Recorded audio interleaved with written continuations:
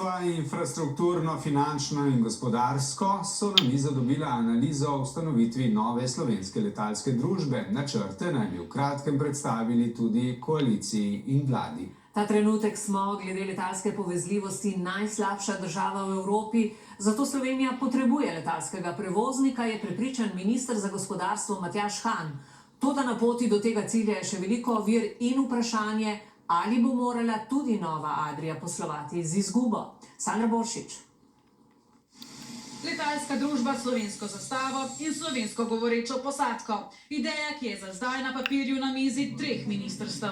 Slovenija potrebuje letalskega prevoznika. Če bi dobili tujega partnerja, pa da bi bila lahko zastava Slovenije gor in da bi imeli res povezave, sem jaz tudi za to. To, kar je zdaj, je zelo slabo. In še, da smo ta trenutek najslabši v Evropi glede letalske povezljivosti.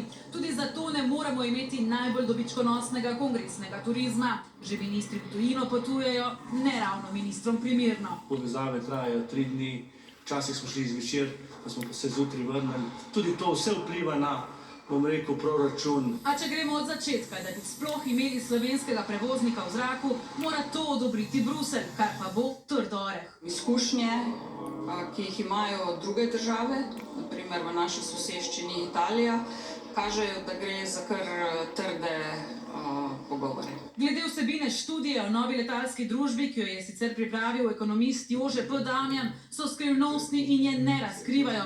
A pot, da bi imeli novo Adrio, ne bo enostavna tudi zaradi slotov za pristajanje in vzletanje.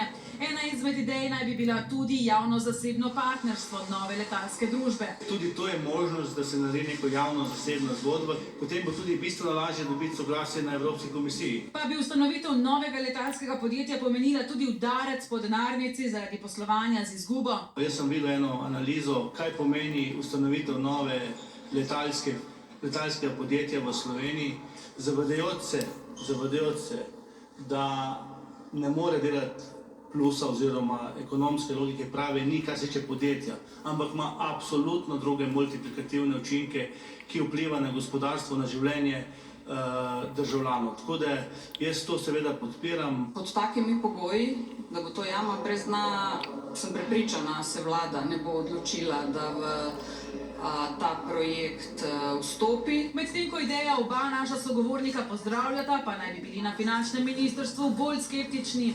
Sicer pa bo študija o novi letalski družbi v prihodnjih 2 tednih predstavljena koaliciji, potem pa bo še na vladni mizi.